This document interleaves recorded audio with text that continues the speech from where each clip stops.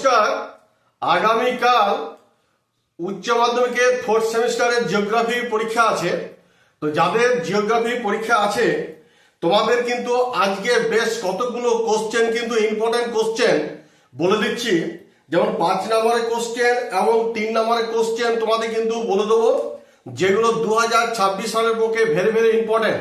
যদি তোমাদের এই কোশ্চেনগুলো যদি করা থাকে তাহলে ভালো কথা, আর যদি তোমাদের না করা থাকে তাহলেও কিন্তু একবার চোখের দেখা হলেও তোমরা কিন্তু দেখে যাও, কারণ এই কোশ্চেনগুলো 2026 সালের পক্ষে ভেরি ভেরি ইম্পর্টেন্ট।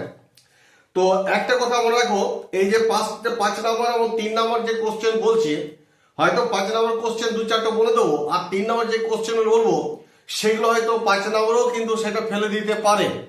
অতএব 5 নম্বর বা 3 নম্বর এরকম কোনো ব্যাপার নয়, মোটামুটি এই কোশ্চেনগুলো করে যাও, দেখবে এর মধ্যে দিয়ে কিন্তু তোমরা কমন পাবে।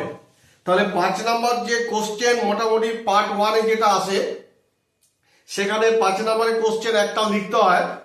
যেমন ধরো যে কটা ইম্পর্টেন্ট সেই কটাই কিন্তু আমি তোমাদের সামনে তুলে ধরছি। একটা হচ্ছে প্রতি সারিপাত সীমানায় কি কি প্রকার ভূমিরূপ গঠিত হয় তার চিত্র সহকারে আলোচনা করো। 2 নম্বর হচ্ছে উইলিয়াম মরিস ডেভিস বর্ণিত ক্ষয়চক্রের বিভিন্ন পর্যায়গুলি উপযুক্ত চিত্র সহকারে আলোচনা করো।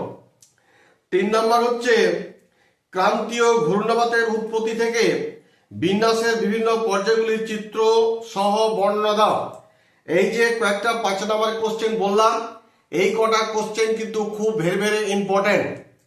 এবার 3 নম্বর কোশ্চেন কিন্তু পার্ট 1-এ 2টো লিখতে হয়, তবু আমি 3 নম্বর পার্ট 1-এ 2টো লিখতে হয়, পার্ট বিয়েও কিন্তু 3 নম্বর 2টো কোশ্চেন লিখতে হয়।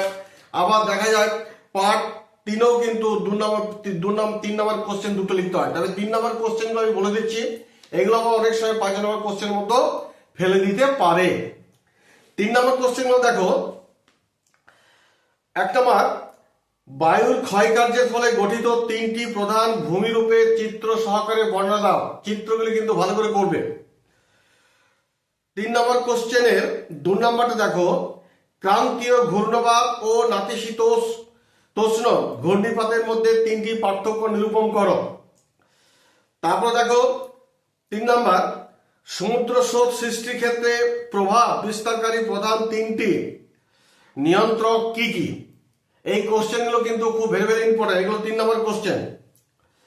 3 নম্বর কোশ্চেন দেখো, আরেকটা বলছি, জনসংখ্যা সম্পর্কিত ম্যালথুসিয়ান তত্ত্বটি ব্যাখ্যা করো। এবার দেখো, জনবিবর্তন মেন্ডেলের বিভিন্ন পর্যায়ে 2টি করে বৈশিষ্ট্য সংক্ষেপে আলোচনা করো। নেক্সট হচ্ছে উন্নত দেশের বয়স লিঙ্গ পিরামিডের 3টি বৈশিষ্ট্য উল্লেখ করো।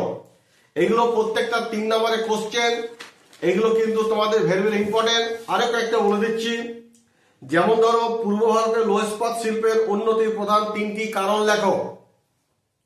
নেক্সট দেখো, সম্প্রতিকালে ভারতের মোটর গাড়ি নির্মাণ শিল্পের দ্রুত বিকাশের 3টি কারণ উল্লেখ করো। এবং 3 নম্বর কোশ্চেন আরেকটা দেখে নাও, স্থিতিশীল উন্নয়নের ধারণাটি ব্যাখ্যা করো। তাহলে তোমাদের যে 3 নম্বর কোশ্চেন বা 5 নম্বর কোশ্চেন বলে দিলাম, এই কোশ্চেনগুলো কিন্তু খুব ভেরি ভেরি ইম্পর্টেন্ট। এই কোশ্চেনগুলো 2026 সালের পক্ষে তোমাদের খুব আসার সম্ভাবনা খুবই প্রবল। তবে 3 নম্বর কোশ্চেন অনেক সময় 5 নম্বর ফেলে দিতে পারে, 5 নম্বর কোশ্চেন অনেক সময় 3 নম্বরও ফেলতে পারে। অতএব যে কোশ্চেনগুলো তোমাদের বললাম একটুকু হলো চোখের দেখে যাও, আশা করি এখান থেকে তোমরা অনেক কোশ্চেন কমন পাবে। যাই হোক, পরিশেষে বলি, যদি আমার ভিডিওটি ভালো লেগে থাকে তাহলে অবশ্যই কিন্তু একটা লাইক করে দিও, আর পাশে থাকা বেল আইকনটিকে প্রেস করতে একেবারেই ভুলো না।